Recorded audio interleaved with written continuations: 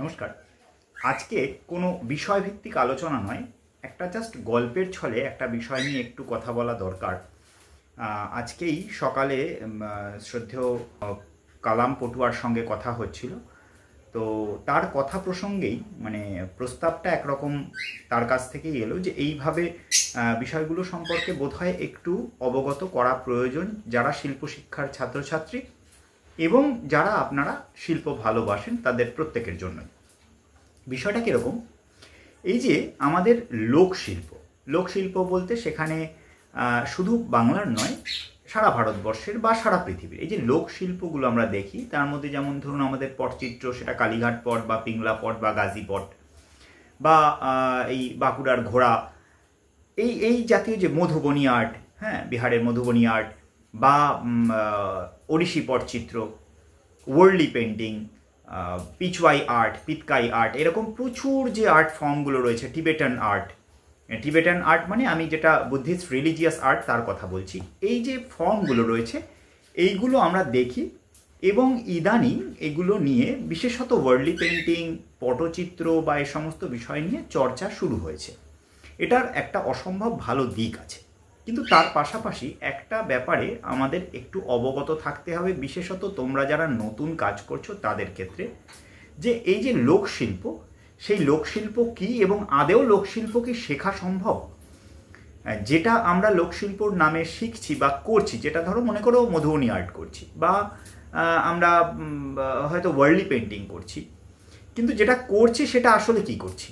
আমরা কি একটা পেইন্টিংয়ের ফর্মকে শিখে নিচ্ছি বা একটা লোকশিল্পের ধারাকে আয়ত্ত করে নিচ্ছি, নাকি একটা লোকশিল্পের বিশেষ কিছু বৈশিষ্ট্য, বিশেষ কিছু স্টাইলকে আমরা একটা কাজে রূপান্তরিত করছি? এই জায়গাটা একটু কিন্তু আমাদের ক্ষেত্রে পরিষ্কার থাকা প্রয়োজন।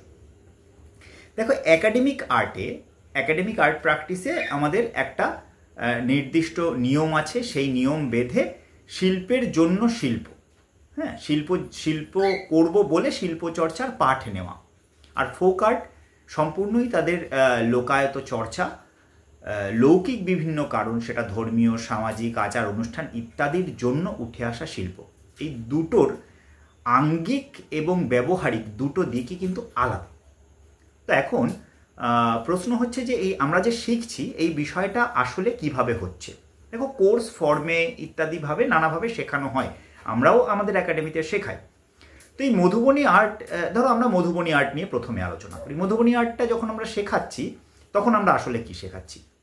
বা আপনারা অনেকেই অনেক জায়গা থেকে মধুবনী আর্ট হয়তো শেখেন, বিভিন্ন কোর্স হিসেবে শেখেন, তো সেখানে আসলে আপনারা কি শেখেন বা আমরা কি শেখাই?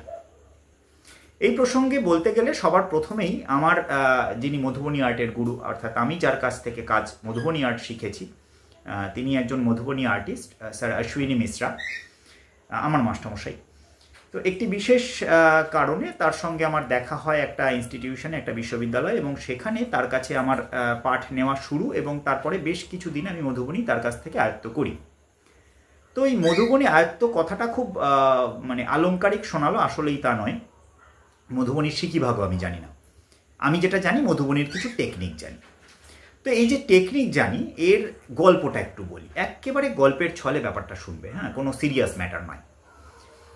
আমি যখন মধুবনী প্রথম একটা ওয়ার্কশপ করলাম, আমরা একেবারে ঘরোয়া ওয়ার্কশপ, সেখানে স্যার দেখালেন মধুবনীর পুরো একদম কাজ করে দেখালেন, এবং সেই কাজটা আমি প্রিভিলেজড যে ওই কাজটি আমার কাছে এখনও রয়েছে, স্যারের হাতের কাজ।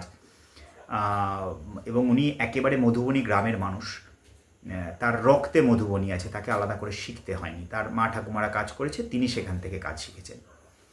তো সেই মানুষটি যখন মধুবনী শেখালেন এবং আমরা যখন কাজ করলাম, কাজ করার পরের দিন সকালে আমি তার ঘরে নিয়ে গেলাম একটি কাজ। তো তিনি দেখলেন, দেখে আমাকে একটা কথা বললেন, আমার কোটানকোট কথাগুলো মনে আছে। উনি আসলে যেটা বলতে চেয়েছিলেন, তারপরে উনি অনেক পরে ওনার সাথে যখন কাজ নিয়ে কথা হয়েছে, এবং আমি ওই একটা সিরিজ করেছি বা এখনও সেটা চলছে, যারা আমার কাজ দেখেন, বধূসত্ব সিরিজ যেটা চলছে, সেটা কিন্তু ওই জায়গা থেকে, ওখান থেকে তার শুরু। তো উনি আমাকে বললেন যে মধুবনী তুমি যেটা করেছো এটা মধুবনী হয়নি, মানে এক্স্যাক্ট মধুবনী, টিপিক্যাল মধুবনী বলতে যা বোঝাই তা কিন্তু হয়নি, কিন্তু যেটা হয়েছে সেটা ভালো, এটা চালিয়ে যাও, তোমাকে এর মধ্যে অর্নামেন্টেশন অর্থাৎ মধুবনীর মতোই হতে হবে জোর করে বলপূর্বক, সেটা তুমি করো না। খুব মজা লেগেছিল আমার বিষয়টা। প্রথমে বুঝতে পারিনি, প্রথমে কিন্তু আমি অনেকবার করে চেষ্টা করেছি যে ওই রকম করবো, ওই রকম করবো। পরে স্যার এটা খুব ভালো করে বুঝিয়েছিলেন যে দেখো একটা আর্ট ফর্ম, আমি একেবারে তার ভাষাটা আজকে উদ্ধৃতি করে বলছি, যে তিনি বলছিলেন যে দেখো একটা আর্ট ফর্ম, তোমাকে মধুবনী শিখতে হলে তোমাকে সবার আগে তোমার একাডেমিক প্র্যাকটিসটা ভুলতে হবে। সেটা কিন্তু প্র্যাকটিক্যালি সম্ভব নয়। কেন সম্ভব নয়? আমরা যখন একাডেমিক আর্টে একটা ফিগারের প্রপোর্শন আঁকি, যা একটা পার্সপেক্টিভ সেন্স, একটা প্রপোর্শন বা কালার ব্যালেন্স, মধুবনীতে সে দিকের ধার ধারে না। মধুবনী আর্টে একটা বুড়ো আঙুল, বাকি পুরোটা পাঞ্জা, এবং সেখানে শুধু লাইনে কাটবে আঙুলগুলো।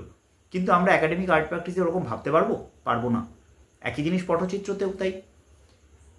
তো আমাদের একাডেমিক আর্ট প্র্যাকটিস কিন্তু ওখানে একটা ক্ল্যাশ আছে, এটা হওয়াটাই স্বাভাবিক। তো সেখানে দাঁড়িয়ে আমরা যদি ওই দুটোকে গুলিয়ে ফেলি তাহলে মুশকিল। ওর একটা আলাদা এসেন্স আছে, তাহলে আমরা কি শিখবো না? হ্যাঁ, আমরা অবশ্যই শিখব। আমরা এটা জেনে শিখব যে মধুবনীর কিছু বৈশিষ্ট্য, কিছু ফিচার্স, তার রঙের ধরন, তার রেখার ব্যবহার, যেমন ডাবল লাইনের ব্যবহার, পেঁচানো ডিজাইনের পরিবর্তে সহজ সরল ডিজাইনের ব্যবহার, রঙের যে চমক, সেই রঙের চমক, নাকের ধরন, মধুবনীতে যেমন কানে কুন্দন, নাকে নথনি, তারপরে কানের একটা বিশেষ প্যাটার্ন রয়েছে, চুলের একটা প্যাটার্ন রয়েছে, নাকের এবং গলায় এই ডাবল চিনের একটা প্যাটার্ন রয়েছে। এই প্যাটার্নগুলোকে খুব জেনে বুঝে টেকনিকটা শেখার সময় আমরা সেই জিনিসগুলো আমরা নিজেরা জেনেছি, এবং আমরাও যখন ওই বিষয়টা নিয়ে মধুবনী নিয়ে কাজ করি, এই মধুবনী শেখাই শব্দটা ভীষণ স্ববিরোধী শব্দ। মধুবনী আমরা শেখাতে পারি না, আমরা ওয়ার্ল্ডলি আর্ট শেখাতে পারি না, এটা সম্ভব নয়। তো আমরা যেটা করি তার বৈশিষ্ট্য অনুযায়ী ওই রকম কিছু কাজের রেপ্লিকা করি। যদি আমরা খুব সহজ একটা শব্দবন্ধ ধরি, তাহলে ওই কাজের ওই রকম একটা রেপ্লিকা করার চেষ্টা করি, এবং সেটা তার নিজ গুণেই না ভালো লাগে দেখতে। তো ফোক আর্টের চর্চাটা কিন্তু এই রকম। আমরা যখন ফোক আর্ট শিখবো তখন আমরা এটা জানবো, এবং আমি জানি না এটা বলাটা ঠিক হচ্ছে কিনা, যখন আমরা বলবো না যে আমি এটা মধুবনী করেছি, তখন আমার মনে হয় এই মধুবনী আর্ট কথাটা সরাসরি না লিখে an art form inspired from Madhubani painting, এইটা লেখাটা বোধ হয় অনেক বেশি যুক্তিযুক্ত হয় বলে আমার মনে হয়। এটা মধুবনীর ক্ষেত্রে শুধু নয়, একই রকমভাবে পটচিত্রের ক্ষেত্রেও একই ব্যাপার। আমরা যখন পট দেখছি, সেটা কালীঘাট পট হোক বা পিংলা পট হোক বা গাজী পট হোক, সেই প্রত্যেকটা পটের একটা নির্দিষ্ট বৈশিষ্ট্য আছে, এবং আর্থসামাজিক, রাজনৈতিক, ধর্মীয় দৃষ্টিকোণ থেকে যদি আমরা পটুয়া সমাজকে ব্যাখ্যা করি, সেই ব্যাখ্যার সার্বিক নির্যাস তাদের পটে আছে। তোমরা যদি কেউ গাজী পট নিয়ে আলাদা করে পড়াশুনো করো, প্রাসঙ্গিকভাবে বলি, পটচিত্র নিয়ে আমার একটি বই খুব শিগগিরই বেরোবে, পট ও পটুয়া এই নামে আর কি, সেটা আসলে জানতে পারবে, যেখানে আমি একটা ক্ষেত্র সমীক্ষা করেছি, মানে মূলত পটুয়াদের নিয়ে, পিংলা পট এবং গাজী পট নিয়ে। তো সেখানেও আমি ওটা করতে গিয়েও দেখেছি যে তাদের ছবির মধ্যে না আসলে তারা আছে। এবার তাদের জীবন, তাদের যাপন, তাদের জীবনযাত্রা, তাদের ধর্মীয়, রাজনৈতিক, অর্থনৈতিক, সামাজিক সার্বিক আঙ্গিকটাকে আমি আমার মধ্যে অঙ্গীভূত তো করতে পারবো না। ফলে আমি যখন একটা পটচিত্র করব বা পটচিত্রর টেকনিক নিয়ে কাজ করব, তখন কোটানকোট ওদের টেকনিকটাকে আমি রপ্ত করব, এবং আমার কপি করা গুণে আমি ওদের বিষয়টাকে নিয়ে একটা কাজ করব, which is a replica of Patachitra. আমরা যখন শিখব, আমরা মনের সুখে ছবি আঁকবো, সেখানে আমরা অবশ্যই পটচিত্র করব, অবশ্যই ওয়ার্ল্ডলি পেন্টিং করব, কিন্তু এটা জেনে করব, এবং তার পাশাপাশি এই ফর্মগুলো সম্পর্কে একটু জানতে শুরু করব, যেটা ওয়ার্ল্ডলি আর্ট কেন এরকম হলো। আমি টিকরি কোরাপুট অঞ্চলে ক্ষেত্র সমীক্ষা করার সুবাদে দেখেছিলাম, যেটা উৎকল পাওয়ার প্ল্যান্টের ওখানে, ওড়িশা অন্ধ্রপ্রদেশের বর্ডারে। সেখানে দেখেছিলাম যে ওয়ার্ল্ডলি আর্টের সঙ্গে টিকরি কোরাপুট আর্ট কি অদ্ভুত মিল, অথচ কতটা অমিল। ওখানে একটা মিউজিয়াম রয়েছে, সেই মিউজিয়ামে সাধারণত মানুষ যায় না, মিউজিয়াম খুঁজেই পাওয়া যায় না। কিন্তু সেই মিউজিয়ামে যে সমস্ত কাজগুলো সংরক্ষিত আছে সেগুলো এক ঝলকে যে কেউ দেখবে, যে আসলে ওয়ার্ল্ডলি আর্ট জানে, মানে জানে না, শুধু ওই নামে জানে ওয়ার্ল্ডলি আর্ট, সে কিন্তু টিকরি কোরাপুটের ফোক আর্ট দেখে বলবে যেটা তো ওয়ার্ল্ডলি পেন্টিং। আসলে কিন্তু তা নয়। টিকরি কোরাপুট আর্টের একটা নির্দিষ্ট প্যাটার্ন আছে, যে প্যাটার্নটা খানিকটা ওয়ার্ল্ডলির সঙ্গে মিল আছে, কিন্তু ওয়ার্ল্ডলি নয়। আমরা যখন ওয়ার্ল্ডলি করবো, আমরা মনের সুখে ওয়ার্ল্ডলি করতেই পারি, অবশ্যই করব। এবং আমরা যারা কাজ শেখাই ওই টেক্সটাইলে, বিশেষত টেক্সটাইলে হয়, আমি আলাদা করে বলছি না, টেক্সটাইলের ক্ষেত্রে একটু ওয়ার্ল্ডলির মতো করে কাজ বা পটচিত্রর মতো করে কাজ হয়, সেটা তো একটা অ্যাপ্লিকেশনের জন্য একটা অ্যাপ্লাইড ভার্সন, একটা কমার্শিয়াল ভার্সন, সেখানে এই বিষয়গুলো উঠে আসতেই পারে। কিন্তু চিত্রশিল্পের ছাত্ররা একটু জেনে করবো আমরা। এবার ধরো এটা গেল ওয়ার্ল্ডলির একটা প্যাটার্ন, পটচিত্রের একটা প্যাটার্ন। স্যার আজকে যেটা বলছিলেন কালাম স্যার, কথাটা খুব মূল্যবান কথা, যে আজকে এটা নিয়ে কিছুদিন আগে আমার একটা সমস্যাও হয়েছিল, যখন পটের মেলা হয়েছিল, সেখানে ওই পটুয়া যিনি এলেন, আমি নাম করছি না, তিনি যখন পটের ব্যাখ্যা করছেন তখন কিন্তু তার মধ্যে বেশ কয়েকটা সাঁওতাল পট রয়েছে এবং তিনি সেগুলো কিন্তু পিংলা পট বলে চালিয়ে দিচ্ছেন। তো আমি অবশ্যই ছাত্রদের সামনে নয়, তাকে পরে যখন আলাদা করে বললাম, বলে এখন আমরা এগুলো করি। তো প্রশ্ন হচ্ছে যে তিনি যখন পিংলা পট ছেড়ে সাঁওতাল পট করছেন, অরিজিনাল সাঁওতাল পটের সঙ্গে তার একটা পার্থক্য হতে বাধ্য, এবং সেই কাজটি আমাদের কাছে আছে, অরিজিনালি আছে। তো একটা অরিজিনাল সাঁওতাল পট তো সাঁওতালরা করছে, এখনও হচ্ছে সেই কাজ। আমরা যদি সেই কাজটা দেখি আর ওনার কাজটা রাখি, দেখো উনি একজন পটচিত্রী, কিন্তু ওনার দুজনার কাজের মধ্যে একটা অরিজিনাল সাঁওতাল পটের সঙ্গে ওনার পটের কিন্তু একটা তফাৎ আছে। এই তফাৎগুলো যদি তোমরা আরও ভালো করে দেখতে চাও, পটের ক্ষেত্রে বিশেষ করে গুরু সদয় মিউজিয়ামে যোগাযোগ করতে পারো, সেখানে আছে। তো এটা গেল পটের ব্যাপার। তো পটেও এইরকম ব্যাপারগুলো ঘটছে, আমাদের কিন্তু সেটা জানতে হবে, অন্তত শিল্প শিক্ষার ছাত্র হিসেবে জানতে হবে। আরেকটা ইন্টারেস্টিং ব্যাপার, এটা মানে প্রাসঙ্গিক, এটা যেহেতু আমার একেবারে অন্তঃস্থলের সঙ্গে যুক্ত, তার জন্য এটাও বলি। এই যে ধরো আমরা টিবেটান আর্ট প্র্যাকটিস বলতে আমি রিলিজিয়াস বুদ্ধিস্ট আর্ট বলতে তোমরা যেটা বোঝো আর কি, খুব মোটা দাগে তোমরা মোনাস্ট্রিতে যে সমস্ত থাঙ্কা বা এই সমস্ত জিনিসগুলো দেখো, সেই জিনিসগুলোর আর্ট নিয়েও বেশ মজা আছে। দেখবে এগুলো খুব বেশি চর্চার মধ্যে আসে না, তার একটাই কারণ, তার কিছু টিপিক্যাল প্যাটার্ন আছে, তার কিছু টিপিক্যাল মানে ধরন আছে। ওডিসি পটচিত্রেও তাই, দেখবে ওডিসি পটচিত্র খুব বেশি কপি হতে দেখবে না, তার কারণ ওর একটা আলাদা ধরন আছে, যে ধরনটাকে দুম করে কপি করাটা একটু কঠিন। তো এই জায়গা থেকে মানে আমি নিজে যেহেতু বৌদ্ধ এবং আমার মোনাস্ট্রির যাতায়াত বা মোনাস্ট্রিতে কাজকর্মের সুবাদে শুরুর দিকে যখন আমি মানে নিজে পড়াশুনোর সময় এই বিষয়গুলো, এই টিবেটান আর্ট নিয়ে একটা বিশেষ পেপার করার জন্যে আমি প্রথমে যখন যাই, মানে পড়ার জন্যে যখন যাই প্রথমে গ্যাংটকের রুমটেক মোনাস্ট্রিতে, সেখানে আমার এক বন্ধু, সে ওখানে তখন মানে শিক্ষার্থী, সে আমাকে বেশ কিছু জিনিস ঘুরিয়ে ফিরিয়ে দেখায় এবং তাদের ওয়ার্কশপটা সেখানে দেখি। সেই ওয়ার্কশপটা দেখে তাদের কাজকর্ম সম্পর্কে একটা প্রাথমিক ধারণা তৈরি হয়, আমি নোটপত্র করে নিয়ে আসি। তারপরে মানে আমি আরও সোনাম, মানে আমার ওই বন্ধুর নাম সোনাম, তার সাথে আমি পরে আরও যোগাযোগ করি। সে তখনও তো এই ফেসবুক হোয়াটসঅ্যাপের সমস্ত আসেনি, ছোট মোবাইলের যুগ। সে আমাকে বই পাঠাতো, আমি তাকে বই পাঠাতাম। তো এইভাবে চলতে থাকলো। তারপরে 2013, 14, 15 পরে আস্তে আস্তে 15 পরে যখন আমি সরাসরি মোনাস্ট্রির সাথে যুক্ত হই, তখন মোনাস্ট্রির কিছু কাজের সুবাদে আমি একটু করে, যেহেতু আমি ছবি আঁকার ব্যাকগ্রাউন্ডে, তো আমার গেলা আর কি, গেলা ঝিলিংবা, উনি মানে গেলা অর্থাৎ গুরু, কিছু বললেন যে এই কাজগুলো একটু তুমি করবে, তুমি তো আর্টের স্টুডেন্ট, তুমি যদি এইগুলো একটু করো। তো সেখানে কিছু নষ্ট হয়ে যাওয়া থাঙ্কা, যেগুলো আর কি ঠিক বুদ্ধ জয়ন্তীর আগে একটু যখন আর কি সাজসজ্জা হয়, সে সময় কাজ করার সুযোগ পাই। এটা আমার মানে সৌভাগ্য, কাজ করার সুযোগ পাই।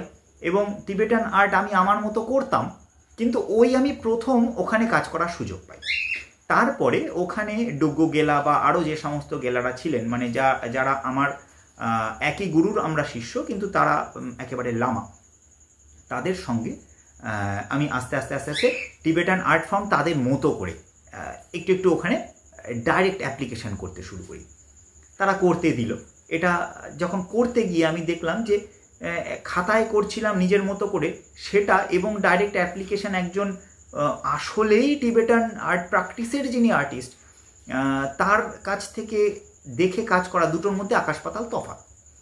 এবং এই তফাৎটা হতে হতে হতে হতে যখন ওই ধরনটা বুঝি, তারপরে আমি আমার একদল ছাত্রছাত্রী নিয়ে গিয়েছিলাম, প্রায় 22-23 জন ছাত্রছাত্রী, যারা মোনাস্ট্রিতে বসে ওই ডুগু গেলার কাছ থেকে বা আরও যারা গেলারা ছিলেন, পাঞ্চেন গেলা ছিলেন, তারা অনেকে ছিলেন, তারা যারা ওখানে আর্ট করতেন আর কি, টিবেটান আর্ট প্র্যাকটিস, তারা ছাত্রছাত্রীদের একটু কাজ দেখালো, ওরা একটু কাজ করলো, এইভাবে একটা আদান প্রদান হতে থাকলো।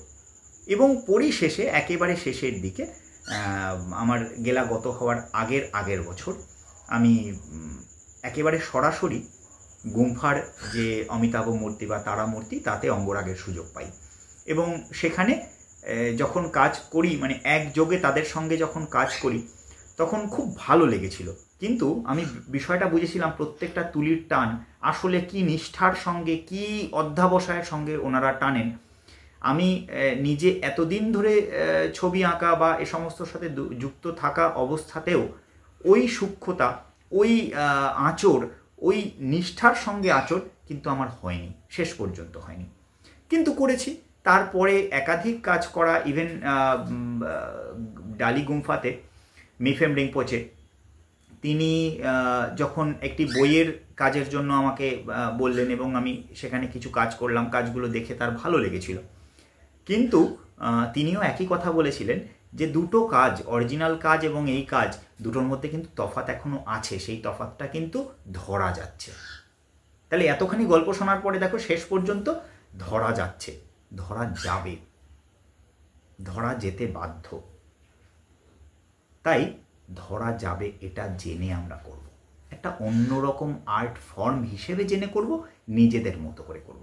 কিন্তু কখনোই সেটাকে মধুবনী আর্ট, পটচিত্র বা টিবেটান আর্ট বা ওয়ার্ল্ডলি আর্ট এই রকমভাবে সরাসরি নামে বোধহয় না দাগিয়ে দেওয়াটা ভালো। আমরা বরঞ্চ ইন্সপায়ার্ড ফ্রম, ওই কাজের থেকে অনুপ্রাণিত এই হিসেবে ব্যাখ্যা করব। এবং যখন আমরা শেখাবো তখন আমরা ছাত্রদের এটা জানিয়েই দেব যে আমি যেটা শেখাচ্ছি সেটা ওই আর্ট ফর্মের একটা অর্নামেন্টেশন এবং তার কিছু বৈশিষ্ট্য নিয়ে চর্চা করে ওই ধরনের একটি কাজ বা ওই কাজের একটি রেপ্লিকা। তাহলে আমার মনে হয় কাজের প্রতি, ওই শিল্পের প্রতি, ওই ঘরানার প্রতি আসলে একটা সদ্ভাব, সদ্বিচার করা হবে। নমস্কার।